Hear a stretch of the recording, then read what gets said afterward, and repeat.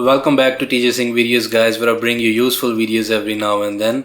So guys, in this video quickly I will be showing you how to enable dark mode in your Instagram app, whether it's on the iOS side or on the Android side. So basically what you need to do is you need to tap on your profile picture on the bottom right corner, and then you need to tap on the top right corner on the three bars right here, and then you will be seeing this panel right here, and you need to go into the settings options of this Instagram app, and then you need to scroll up and you will be seeing the themes options right here. You're going to tap right here, and now you will be seeing by default it is on the light setting, but you're going to tap on the dark one, and now you're successfully enabled the dark mode on your Instagram app.